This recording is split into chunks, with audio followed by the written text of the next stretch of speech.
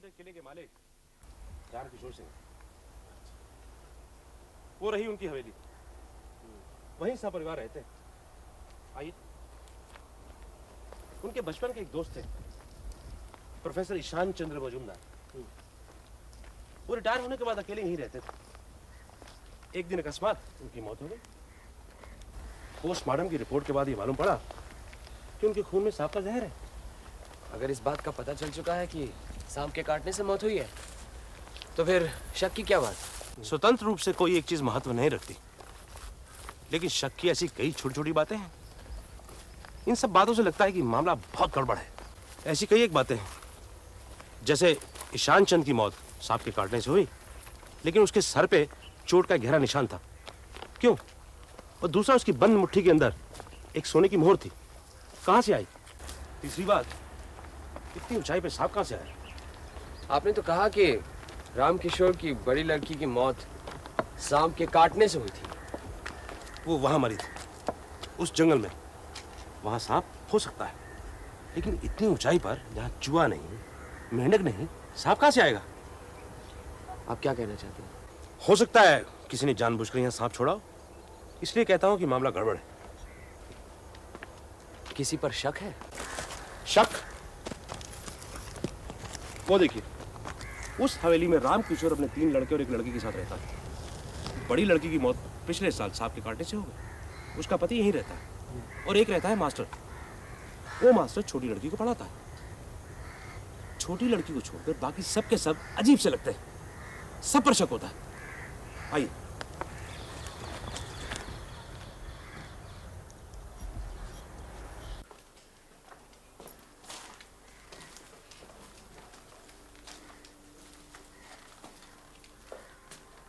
इस दीवार में सलाखें क्यों लगी हुई हैं? ये कमरा शायद पुराने जमाने में किले का दफ्तर हुआ, और इन सलाखों के ऊपर बक्सियां तख्ते रखकर वो लोग वही कायदे रखते होंगे। अच्छा, प्रोफेसर का कुछ सामान तो होगा, कपड़े वगैरह, वो सब कहाँ है? वो सब थाने में है। और उनकी मुट्ठी में जो मोहर मिली थी वो भी हमारे पास। काफी मजबूत है। चलिए नीचे रामकिशोर सिंह के परिवार से मिल लेते हैं। आइए।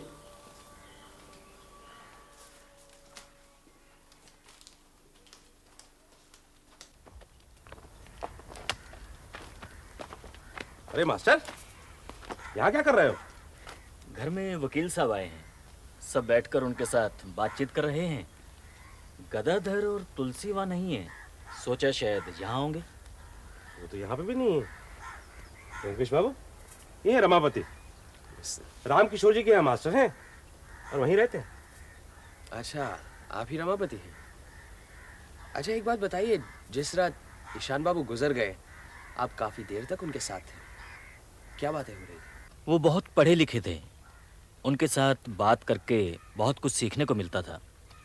फिर उन्हें हमारे मालिक के वंश का, इस किले का सारा इतिहास मालूम था। एक डायरी में सब कुछ लिख रखा था, वही सब सुन रहा था। चले? जी आइए।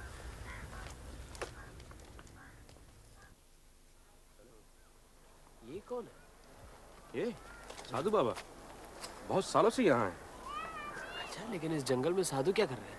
यहाँ तो भिक्षा देने वाला भी कोई नहीं। इनका खाना पीना सब मालिक देते हैं। मान न मान, मैं तेरा मेहमान, ये मनीलाल कौन होता है? जब हमारी बहन ही मर गई, तब उसके पति के साथ हमारा क्या लेना देना है?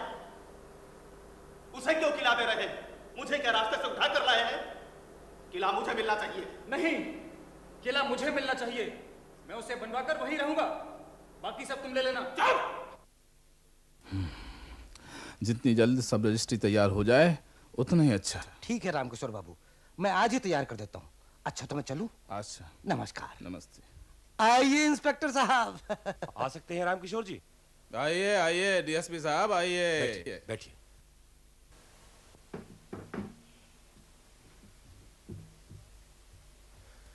ये हमारे कलकत्ता के मित्र हैं। अच्छा, किला दिखाने लाया था, सोचा आपसे भी मुलाकात करवा दूं। हाँ, बड़ा अच्छा किया। सुना है प्रोफेसर ईशान चंद्र की मृत्यु सांप के डसने से हुई। ईशान मेरे बचपन का दोस्त था, वो मेरे घर आकर गुजर गया। इस बात का दुख मुझे हमेशा सताता रहेगा। उनकी मुट्ठी में एक सोने की मोहर मिली थी, वहां कहां से आई, कुछ बता सकते हैं आप? कुछ कह नहीं सकता। उसकी आर्थिक स्थिति भी तो इतनी मजबूत नहीं थी कि एक सोने की मोहर रखता। अगर वहां किले में पड़ी हो तो मिल भी सकती है। कह नहीं सकता। कहते हैं इस किले में हमारे पूर्वजों का बहुत सारा धन जमा है, बहुत सोना जमा है।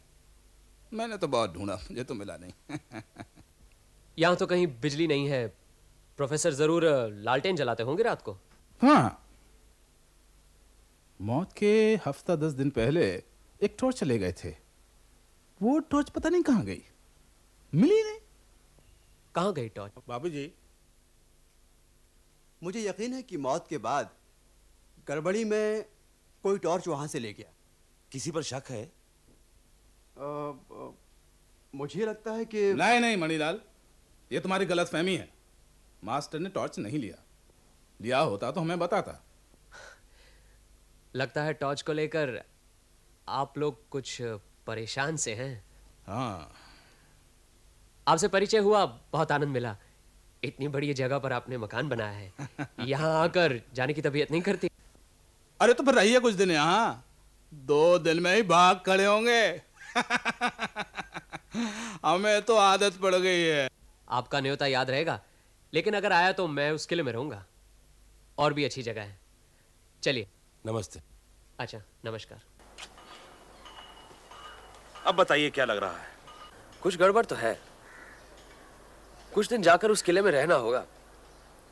आपने गौर किया, कोई वहां खुलकर बात नहीं कर रहा था। सब कुछ खिंचे हुए से थे। और फिर कई गुत्थियां हैं, जैसे मोहर कहां से आई, टॉर्च कहां गायब हो गई। सब इस किले को चाहते क्यों हैं? और मालिक को छोड़कर सब मनीलाल से नफरत क्यों करते? मनीलाल और मास्टर रमापति दोनों को कोई नहीं चाहता। उसकी एक वजह है, ये दोनों मालिक राम किशोर की मेहरबानी से ही पल रहे हैं। अच्छा, वहां उस किले को लेकर क्या झगड़ा हो रहा है? राम किशोर को दिल का एक दौरा पड़ चुका है। उन्हें डर है कि उनके मरने के बाद उनके दोनों नालायक बेटे उनकी सारी जायदाद को मामला मुकदमा करके कहीं पूरी मिट्टी में न मिला दें। इसलिए उन्होंने अपनी सारी जायदाद के बराबर 4 के हिस्से किए हैं। 3 हिस्से लड़कों में और बाकी का 1 हिस्सा छोटी लड़की तुलसी को। लेकिन किला तो मनीलाल को देने की बात हो रही थी। मनीलाल ने उनकी बड़ी लड़की के साथ शादी की थी और वह मर गई। इसलिए राम किशोर ने यह फैसला किया कि वक्त आने पर अपनी छोटी लड़की की शादी वे मनीलाल से कर देंगे। और मनीलाल का मतलब है तुलसी, और जो किला है वो पड़ेगा उसके हिस्से में। इस बात को लेकर दोनों भाइयों में झगड़ा हो रहा था। ये मनीलाल कैसा आदमी है? समझदार है, अपने दोनों बड़े सालों से 1000 गुना अच्छा। इसलिए राम किशोर का भरोसा मनीलाल पर ज्यादा है।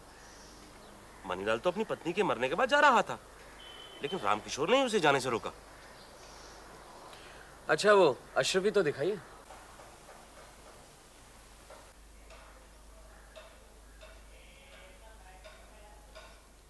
इस पर कुछ उर्दू में लिखा है, आप पढ़कर बता सकते हैं? जनाब, ये उर्दू नहीं, फारसी है। अशरफियों में फारसी में लिखने का रिवाज था। आप हुक्म करें तो मैं पढ़कर सुना सकता हूँ, मुझे फारसी आती है। जी जरा पढ़कर बताइए, पता तो लगे कब की मोहर है। तारीख नहीं है, ये अशरफी नवाब अली वर्दी खां के वक्त की है। काफी पुरानी है। और वो डायरी? शुक्रिया।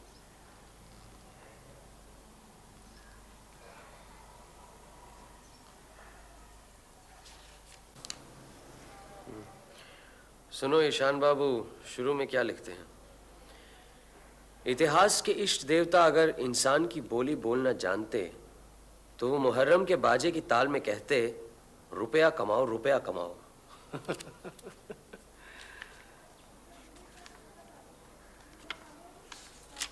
ये सुनो, सिपाही विद्रोह के वक्त लुटेरे किले का गुप्त धन नहीं ले जा सके, ये राम विनोद सिंह का दृढ़ विश्वास है। ये राम विनोद कौन है? राम विनोद राम किशोर के बड़े भाई थे। सुना है 25-30 साल पहले गुजर गए।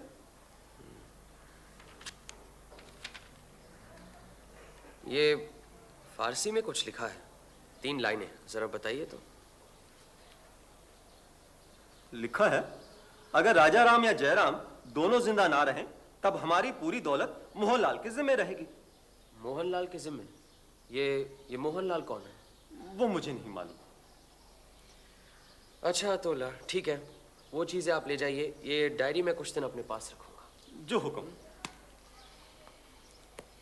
एक बात तो साफ है, अगर प्रोफेसर की हत्या की गई है तो उसका मकसद वही है जो सदियों से चला आ रहा है, धन, रुपया, पैसा।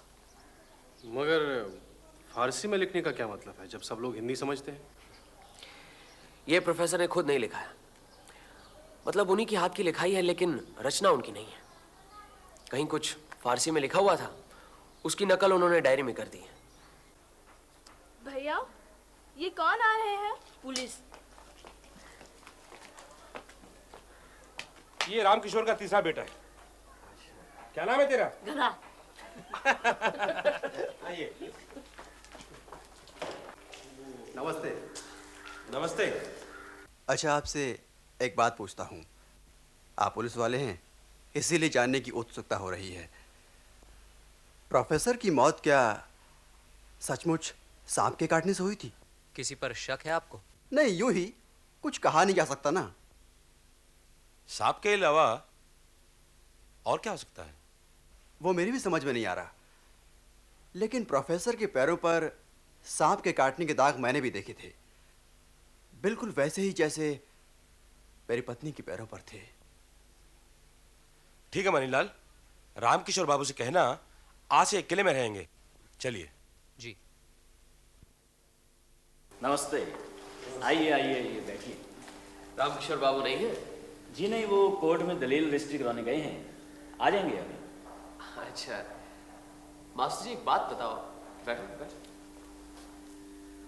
आप तो यहाँ सब लोगों को जानते हैं, इनमें से ऐसा कौन है जो खून कर सकता है? सब। रामकिशोर बाबू भी? हाँ। वंशीधर? हाँ। मुरलीधर? मुरलीधर भी। मनीलाल भी? उसमें इतनी हिम्मत कहाँ, उसे तो सिर्फ पीछे से चुगली करना आता है। और तुम? मैं? जाने दो। तुमने वो टॉर्च चोरी की थी? मेरी बदनामी की गई है, मुझे मालूम है, और किसने की है ये भी मालूम है। आप ही बताइए, अगर चोरी ही करनी है तो टॉर्च क्यों चुराऊंगा? तुम्हें मालूम है मनीलाल की शादी तुलसी से होने वाली है?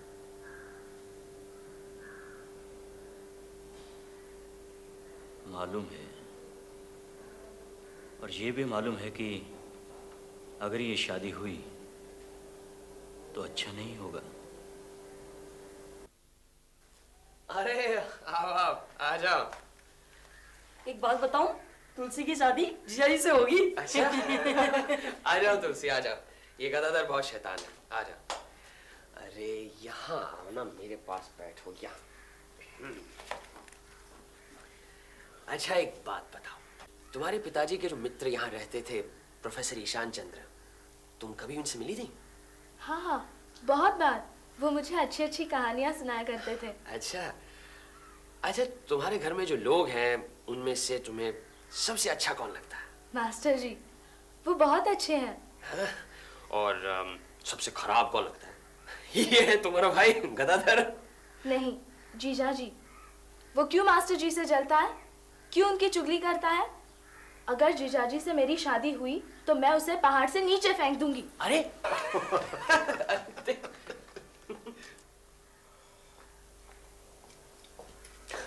आइए आइए। अरे बैठिए बैठिए बैठिए।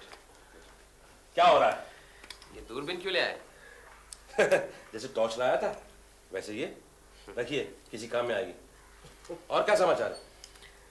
समाचार तो ये है कि मुझे लगता है प्रोफेसर यहाँ आकर रहे क्योंकि उन्हें पता चल चुका था कि यहीं कहीं गुप्त धन छुपा हुआ है।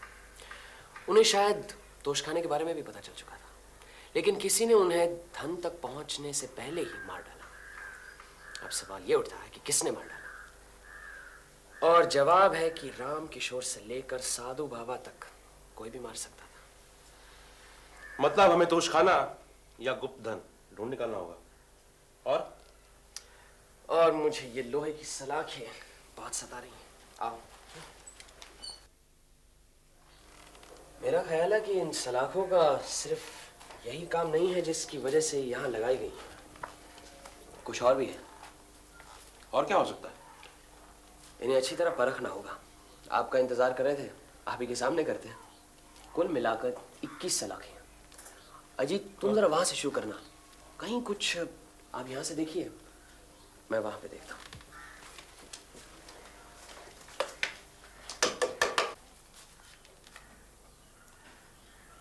हिल रहा है, जरा इधर आइए। ये अकेले के बस का रोग नहीं है, मिलकर जोर लगाते हैं।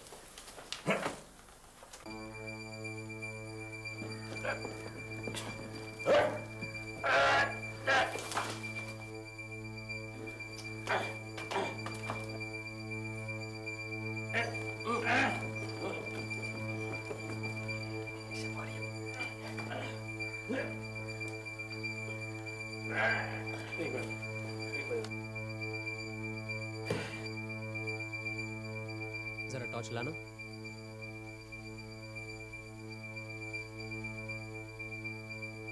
यहाँ कुछ फारसी में लिखा है, मुझे लगता है। 1 मिनट। क्या हुआ? मुझे लगता है प्रोफेसर ईशान चंद्र की डायरी लेने गया।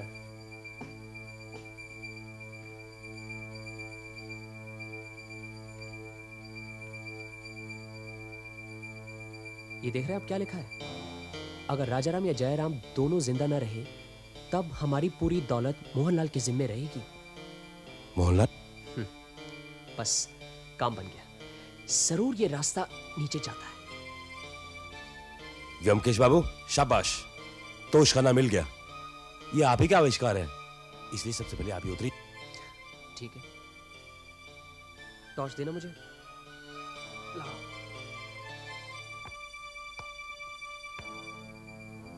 संभल के।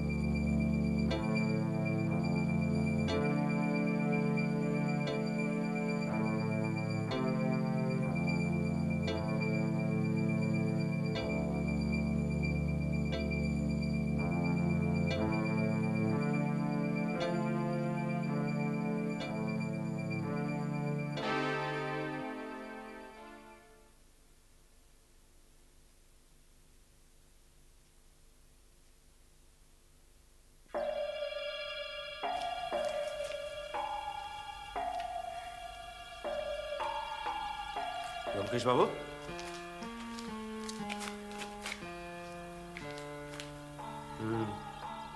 प्रोफेसर ने ये गुफा ढूंढ निकाली थी। ये टॉर्च उसी का प्रमाण है। मनीलाल कह रहा था ना वो टॉर्च नहीं मिली, ये वही है। इसे रखिए आप अपने पास।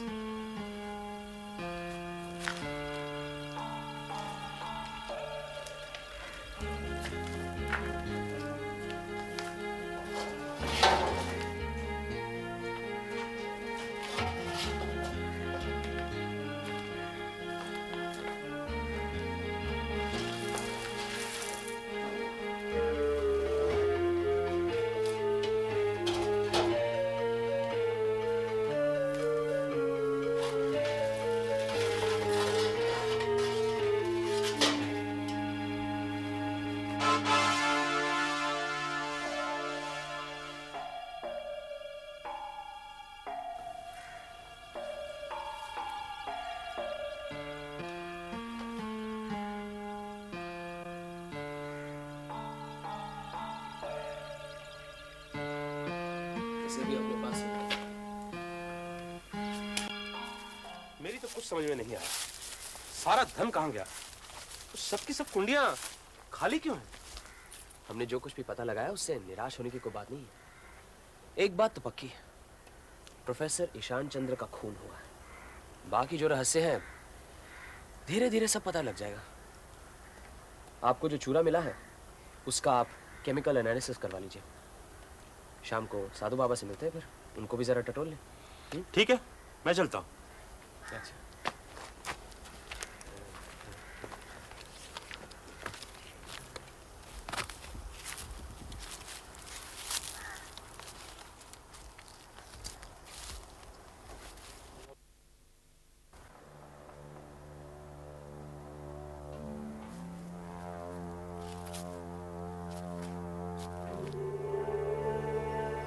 लिखा ना?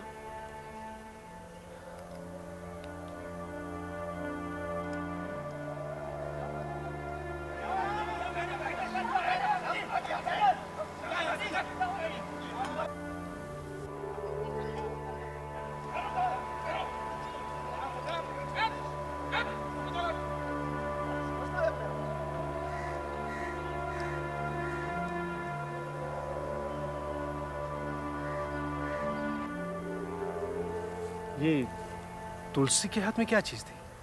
Fountain pen. लेकिन किस बात पर झगड़ा हो रहा था कुछ समझ में नहीं आया।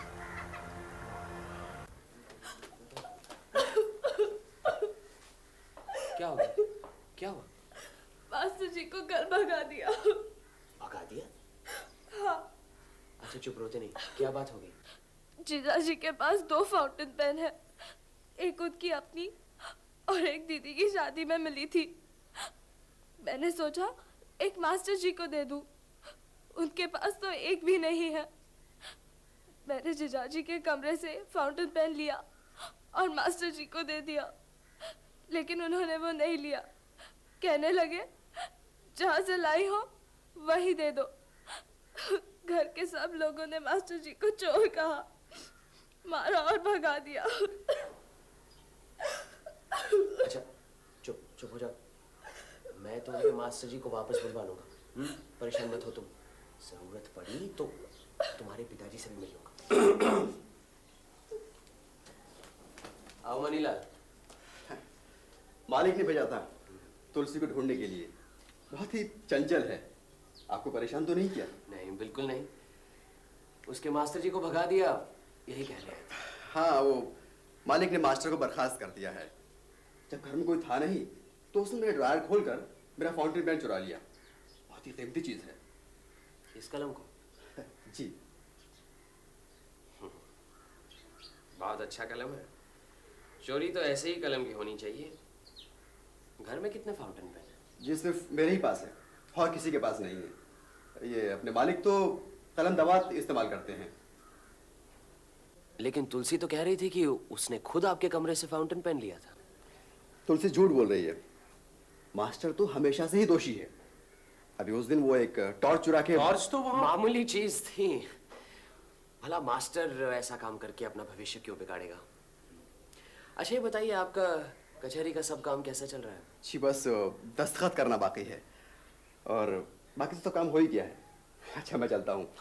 तुलसी को लेकर सब परेशान है, बच्ची है। अच्छा अच्छा,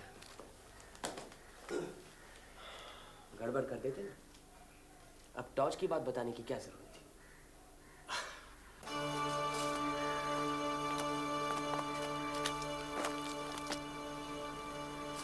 ये देखो, ये भी साधु बाबा के पास जा रहा था। हमें देखकर रास्ता बदल गया। अरे बंसीधर बाबू, अरे भाई कहाँ जा रहे थे लपकते हुए? बस यूं ही घूमने। क्यों? अच्छा अच्छा, मैं समझा साधु बाबा के यहाँ जा रहे हैं। साधु बाबा? साधु बाबा के पास मैं क्यों जाऊंगा? क्यों? साधु बाबा के पास जाने में कोई बुराई है क्या? वो आप जाने या आपके दोस्त।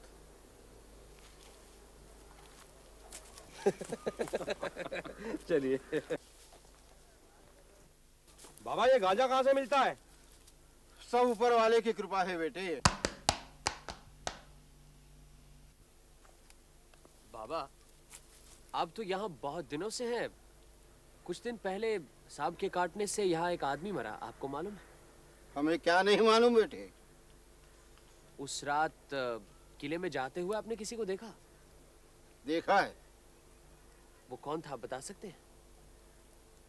मैं बहुत कुछ बता सकता हूँ, मुझे बहुत कुछ मालूम है, लेकिन अभी नहीं। रात को 10 बजे बाद, जब यहाँ कोई नहीं होता, उस वक्त सब कुछ बताऊंगा व्योमकेश बाबू।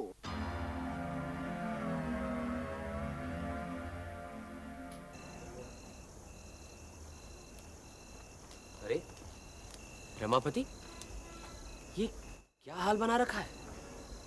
आप तो सब कुछ जानते ही हैं। हाँ, तुलसी ने बताया था, लेकिन अब तक कहाँ थे तुम? जंगल में।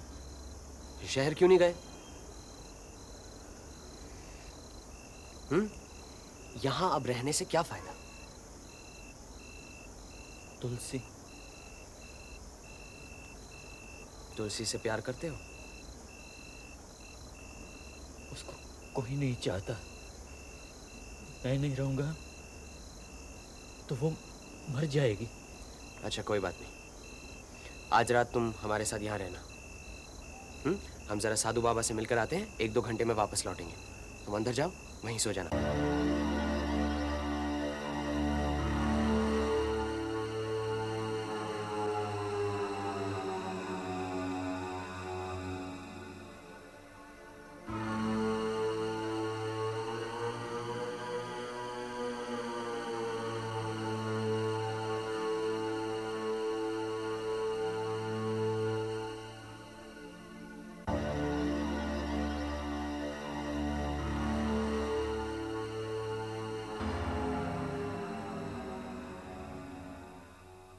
आइए आइए आइए, कहिए कैसे तकलीफ की? राम किशोर जी, अब साफ साफ सब कुछ कबूल करने का वक्त आ गया। कबूल? क्या कबूल? आपके बड़े भाई राम विनोद सिंह की मौत के लिए जिम्मेदार कौन था, इसका फैसला हो जाना चाहिए। मेरे बड़े भाई? जी। क्या कह रहे हैं आप? मेरे बड़े भाई तो जमाना हुआ प्लेग से गुजर चुके हैं। जी नहीं, उनकी मौत कल रात हुई। आपके बड़े भाई राम विनोद साधु बाबा थे। साधु बाबा का खून हो गया? आपको मालूम है कि साधु बाबा आपके ससुर के बड़े भाई हैं, राम विनोद सिंह? झूठ, बिल्कुल झूठ। साधु बाबा मेरे भाई हैं, इसका कोई सबूत है? कोई गवाह? पिताजी, पुलिस ने सारे मकान को घेर लिया है। राम किशोर बाबू, आपकी तलाशी के परवान हैं? आपके घर की तलाशी ली जाएगी। ये रहा वारंट। लेकिन आपके इलाके में 2 खून हुए हैं और हमें यकीन है कि अपराधी और अपराधी के सबूत दोनों इसी मकान में मौजूद हैं, इसलिए आपके घर की तलाशी ली जाएगी। ठीक है, जो करना चाहते हैं कीजिए। तलाशी के लिए 2 गवाह की जरूरत है। व्योमकेश बाबू और अजीत बाबू, आप दोनों गवाह बन जाइए और ये ध्यान रखिएगा कि हम पुलिस वालों से कोई गैर कानूनी हरकत ना हो पाए।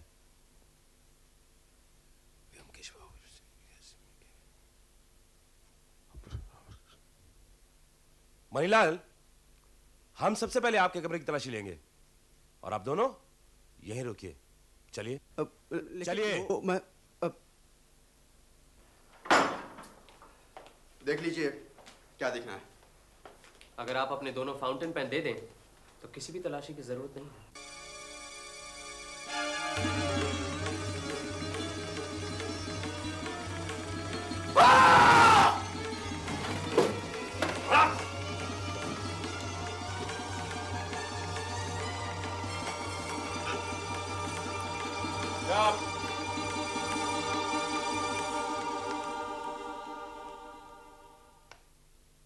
ये देखिए, नाग का जहर इन दोनों फाउंटेन पेन में है। क्या? आप अपने घर में एक जहरीला नाग पाल रहे थे। मणिलाल 2 खून कर चुका है। हैं? और शायद इसके बाद आपकी बारी थी। बच गए आप। ये खून हुए क्योंकि आपके पूर्वजों ने करोड़ों रुपए का सोना इस किले में छुपा रखा था। और ये सोना कहाँ है मुझे मालूम है, लेकिन जो चीज मेरी नहीं है मैं उसे छूना भी नहीं चाहता। इसलिए आपकी संपत्ति आपको ही मुबारक हो। चलिए डीएसपी साहब।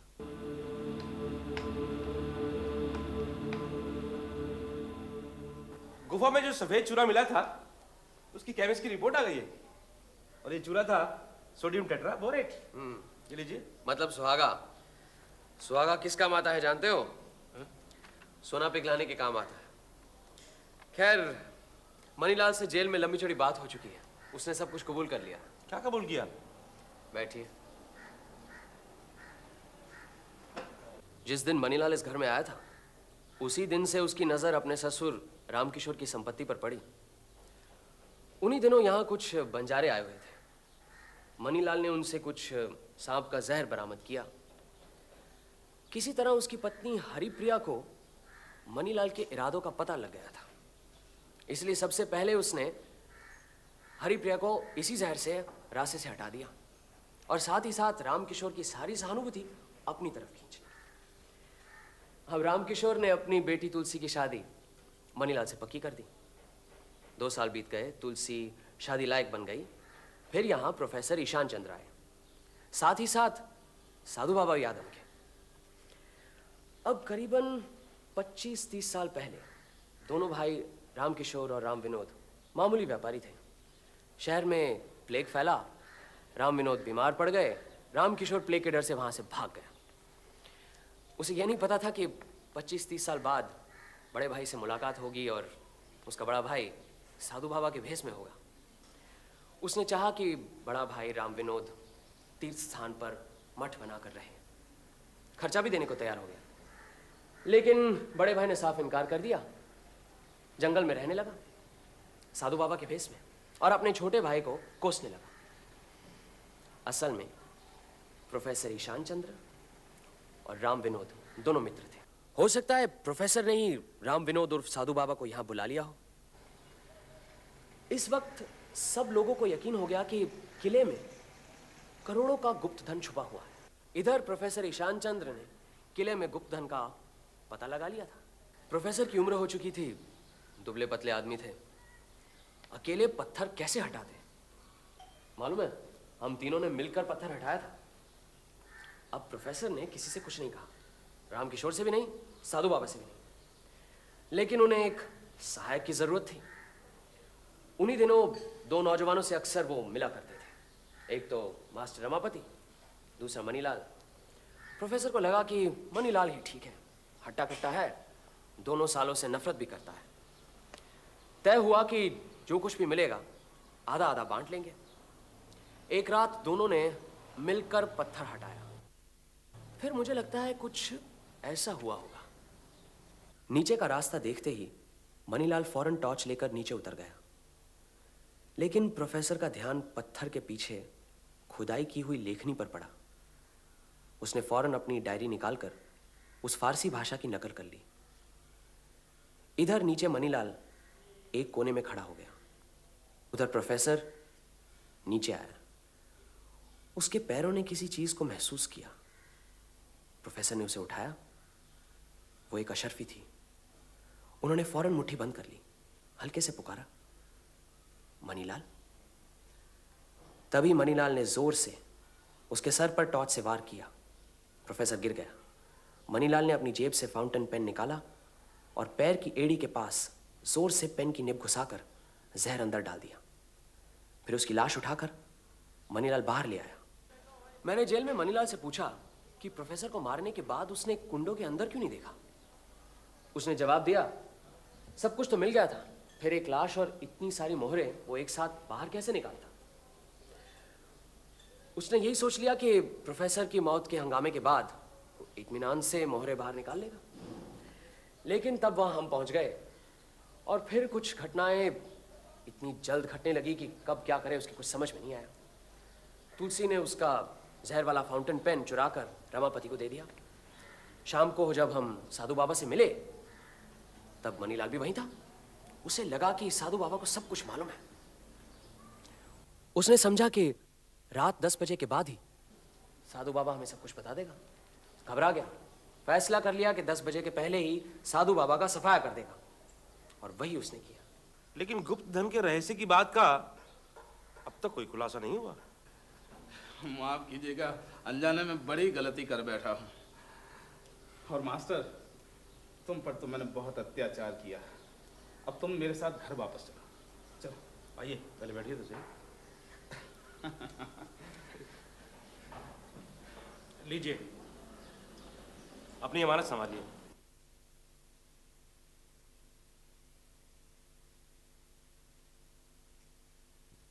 व्योमकेश बाबू, क्या आपको सब कुछ पता लग गया है? लेकिन दो शर्तें हैं। हाँ हाँ, कहिए ना। पहली, आप अपनी बेटी तुलसी की शादी मास्टर रमापति से कर देंगे। अरे और दूसरी शर्त यह है कि आप इस किले को तुलसी और रमापति के नाम कर देंगे। ये तो कोई शर्त ही नहीं है, ये तो मैंने मन ही मन पहले से ही तय कर रखा है। ये तो बहुत अच्छा है। चलिए किले की तरफ चलते हैं।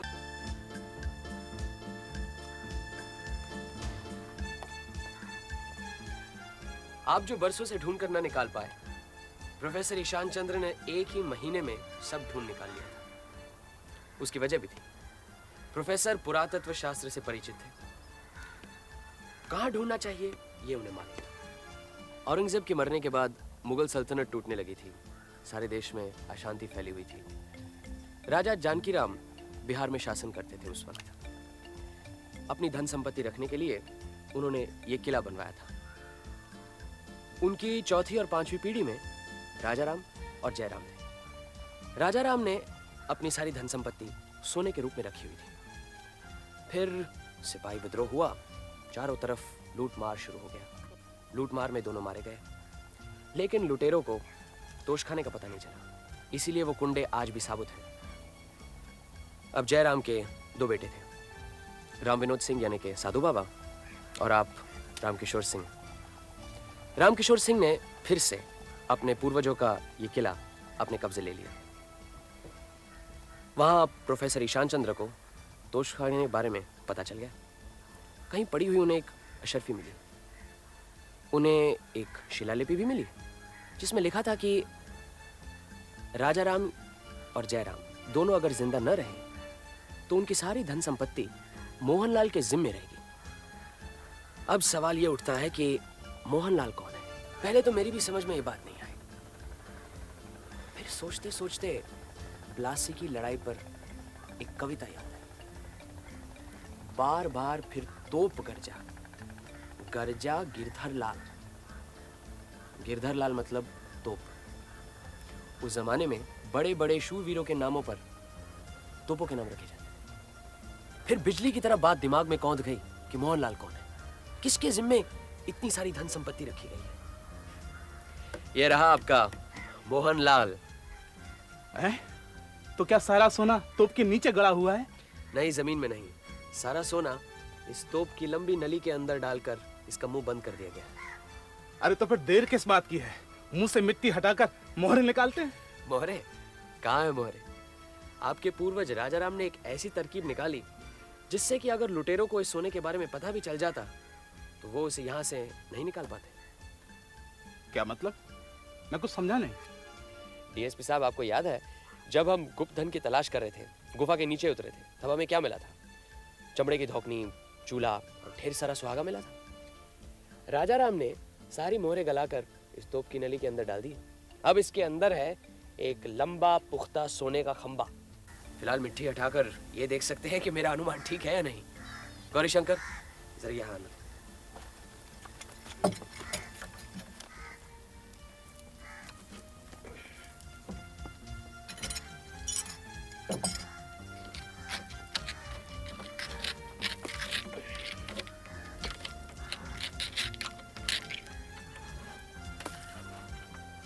साहब,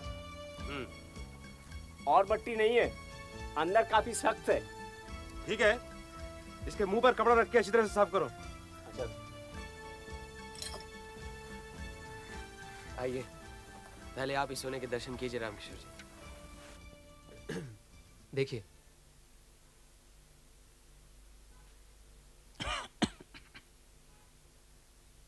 क्या हुआ? सोना है या नहीं?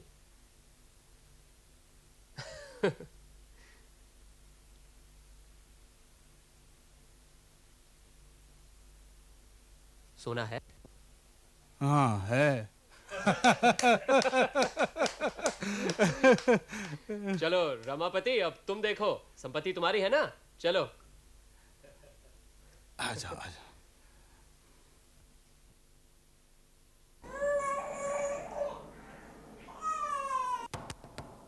देखना, पुटीराम बाजार से लौटा है। अरे आओ आओ। शादी का कार्ड मिला तो था लेकिन हम आ नहीं पाए। जीती रहो। सत्या, ये तुलसी और रमापति हैं। जब 6 महीने पहले हमारा मुन्ना हुआ था, मैं इन्हीं के यहाँ था। ये लीजिए। ये क्या है? खुद ही खोल कर देखिए। अच्छा। अरे ये देखो। क्या? जीते रहो। वही तो।